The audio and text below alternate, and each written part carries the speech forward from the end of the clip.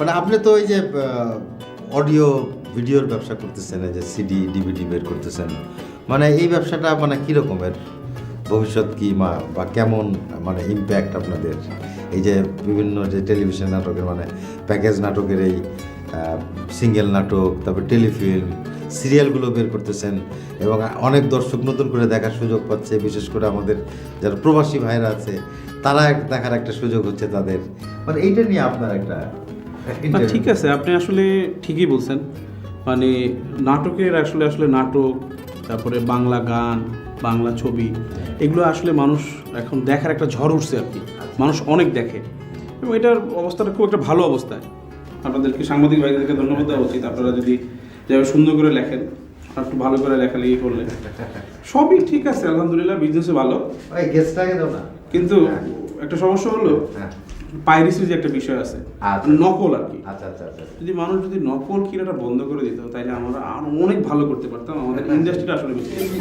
অর্থনৈতিক যে ধসটা নামছে সেটার উপরে ধরেন যে আপনারা কেন্দ্র হইতে পারেন। আমি অবশ্য আপনার কল দিচ্ছি বাবু না শারমিল্লাকে কি আমার কথা অর্থনীতির পাতায় আপনার ওই চিন্তাগুলো যাবে।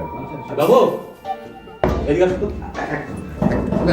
ওই না বাবু, না যে মাসুদ ভাই একটু আমি ভাই শুরু করে না। না না, ঠিক আছে, অসুবিধা নেই। এবং তো ওই মিয়া এটা কি তোমার শারমিল্লা কি? মাসুদ ভাই আমি তো বলি না এই যে শারমিন লাকি, আমি বলছি লাকি, উনিই তো লাকি, বিশিষ্ট ব্যক্তিত্ব। ওই মিয়া উনারে তুমি আমার চিনে তাইছো, উনার আমি চিনি না। না দেখেন মাসুদ ভাই, আমি কিন্তু দুইজনের সাক্ষী রাখছি, মেধা আর রকন ভাই। লাকিরে আনলেই আপনি খুশি হবেন, কোন লাকি সেটা কিন্তু বলা হয় নাই, তাই না? আসেন আসেন, খাবার ঠান্ডা হয়ে যেতেছে, আসেন। না তুমি যাও, আমার আমার পেটে ব্যথা করছে। আরে খাবার ঠান্ডা হয়ে যেতেছে, আসেন আসেন। যাও মাসুদ ভাই যা হওয়ার তা তো হয়েছে, আসেন না। হ্যাঁ, হেভি টেস্টি কিন্তু খাবারটা। এই বাবু তুমি যাও যাও যাও। পাইরেসি ব্যাপারটা আমরা লিখেছি করছি। না ঠিক আছে, আসলে লেখা আছে। লাকি ভাই, হ্যাঁ, কি হলো মাসুদের? মাসুদ ভাই নাকি ওই ওই পেট ব্যথা করতেছে, বুঝছেন? তাই মাথায় পেট ব্যথা করছে? না তেমন কিছু না, ওই একটু হালকা হয় না অনেক সময়, ও, বাইরের খাবার খাইতে হয়তো, বুঝছেন না? আচ্ছা ঠিক আছে, আমি একটু দেখে আসি। আমি একটু আসছি। হ্যাঁ, ভাবে একটু ভালো করে লেখেন। হ্যাঁ ভাই, না না এই বিষয় নিয়ে একটু খেয়াল রাখেন ভাই।